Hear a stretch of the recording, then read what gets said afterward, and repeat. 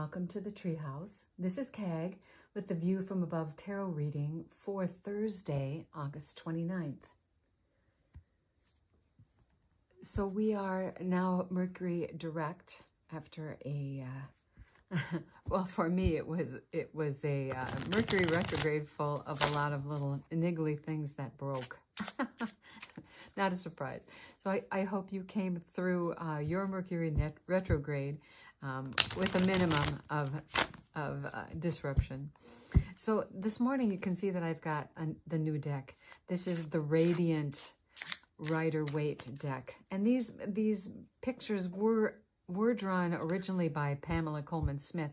But in this deck, somebody has redrawn them and colored them in a brighter palette. And so I had thought to use this only as a clarifying deck, but even though some of the images are a little bit different than her original drawings, I just think it's such a pretty deck that I want to use it anyway, and I'll point out the things that are different as I see them. So I have shuffled deeply before this reading, and so we will get this laid out here. Today's spread is going to be the 9+1 spread. And as I lay these out for us, I just want to remind all of us that this is a collective reading, so it won't fit for everyone. Take what resonates for you and leave the rest. Okay, so this is our present energy. This is the challenge energy for today, and this is the wisdom energy for today, and the Merriweather card. And if we need further clarification, we will use the Centennial deck. Okay. So current energy is the Five of Swords, and that has been coming up for us so frequently. So sometimes I wonder if the cards are talking about the environment, external, the world, the things that are going on in the world also. There's a lot of conflict in the world in many places, and there are always people that want to talk about, well, what do you think about this and what do you think about that? And so it is helpful to kind of know what you do think about whether you're talking about politics or wars in other places, the politics of your office, or the whatever conflicts are happening in your family, right? We always have an opinion about all of that. And sometimes we have to take a stand, and is our right to do so. So this card this morning makes me think just about what are the conflicts that are going on, not just in our little local worlds, but in the greater world. And just to think about who we want to be in this. This also is a card of being willing to let people criticize us, right? Yeah, we're not going to, you can say what you need to say, and I'm not going to take it personally. And I'm not going to fight about it. I'll pick up those swords. We're not going to fight. So the challenge today is the Wheel of Fortune. And the Wheel of Fortune is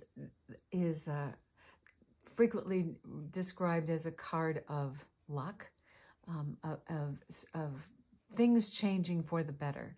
And while I hope that that is true, if things change for the better, they also change for the worse. So we really don't know what this card is bringing, other than the fact that something is changing. And that would be consistent with what's happening in our present day. The wisdom for this morning is the Sun. The Sun is the happiest card in the deck, certainly in the major arcana. This is a huge yes card. This is, as we think of the sun warming the earth and bringing forth growth, and what we need actually to live. We are so dependent on our sun in order to be fruitful, to be well. It is the card of goodness, and is a lovely card to be seeing in the wisdom row this morning, especially when we're looking at this morning. Okay, so let us have some clarity around this Five of Swords. Swords being the suit of words, of thoughts, of clarity, and of truth. And the Six of Swords is the card of movement. And depending on which one of these characters you want to take on, you can either be the boatman steering your people or your feelings or whatever into whatever this place is over here. We don't know what it is, but it's movement. It's moving forward. Those swords are vertical, which means that they are very clear. This is kind of how it is when they're stuck into the ground, or in this case into the boat, in such a vertical manner. It is like those are pretty rigid thoughts and words. And so we are moving here from troubled waters to calmer waters, which means that this conflict, again, because this is after the conflict, right? This is kind of over. You've decided what it is that you're going to do. You're picking up the swords. You're not going to argue about this anymore, unless you happen to be this fellow who's walking away or the one who is really in despair at the back. Also, clarifying this Five of Swords is the Eight of Pentacles, which is the card of mastery. It is the card of, it can be the card of the apprentice, but he's already really hammered out 7 of those pentacles, and he's working on the 8th, and apparently he's got it down. So we tend to think of this more as the card of mastery. And so knowing when it is to leave and to go somewhere else with your swords, to take your clarity and your wisdom and your words and go someplace else, is the quality of somebody who knows how to deal with this situation. So you've got this in hand. You know what you're doing with whatever this conflict is. Yes, it's time to move on, and yes, you know how to do it. So the conflict is that time has changed. Something has changed in the environment. And as I look at the clarifying cards, what we're seeing is the Page of Pentacles. The Page of Pentacles can sometimes be the student or somebody who is embarking on a new opportunity. It can also be the message. The pages are the messengers of the deck, and he can be looking at some new message as a result of whatever this change is, and what is he going to do about this. Also, the Knight of Cups is bringing an offer. Sometimes we are in the position of the knight, and we are giving the offer. So something has changed here as a result of this conflict, and we're looking at something new and opportunities, and some kind of an offer is on the table. So how do we integrate the new? How do we integrate the possibility or the message? And what is the action that we need to take? The Knight of Cups can be a little romantic. He has a tendency to be a little a sort of flighty. He's got wings in his helmet. More the idea of the offer rather than the actual execution of that offer. So he can be a little romantically inclined to rose-colored glasses. So a little caution about whatever this change is going to be as you look at this offer. If it's too good to be true, you'll kind of know that if you think about it deeply. But at any rate, the Sun comes out to say, this is all going to be okay. This is going to be okay. And as we look at what's clarifying the Sun, we are looking at 2 positive cards. The Four of Swords is a card of recovery. After all of this change, all of the conflict, right, we need to recover in order to feel the benefit of the Sun. And the King of Pentacles is the king of all of our resources. As I always say, he is the one who's charged with the responsibility of the land and the peoples, and he is the one who makes the decisions for the good of all of his subjects in terms of whatever resources are present.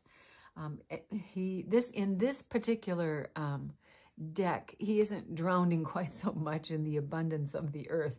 In some of the other cards, it looks like he's like wrapped up in all of the abundance. So this is a little clearer in that you can see the castle back here, and you can see his throne with the with the bulls on there, and he's got that one pentacle sitting on his lap. But he is often called the richest king also. But remember, if your kingdom has riches, it isn't just money. We're talking about your family, your pets, your garden, your job, you know, all of this stuff of life here in the physical plane.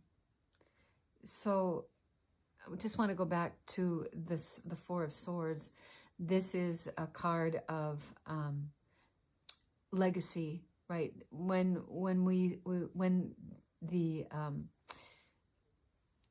the families sent their children, especially their male children, because the girls were not able to go to the Crusades, they would build these mausoleums for them in case they didn't get the bodies back. But they wanted to remember the sacrifice of their son before they sent him on. So this is the inside of a church, right? And when I think of being inside of a stone church, I was raised Catholic, right? So in a stone church, it's cool in there, and it's quiet, and it's calm, and it's a place of sort of meditation and thinking about what you have done and what's going forward. It's a place to take off the armor and to let the holy care for you in that space. So I think of this card as one to take a deep breath, to think about what it is that you need to do going forward. And it looks like we also have the big yes, and we have the resources to make that happen. So before we look at Merryweather, let's look at the energies here. The first thing I notice is we have no wands in this reading. We do have 3 swords, we have 1 cup, and we've got 3 pentacles and 2 major arcana.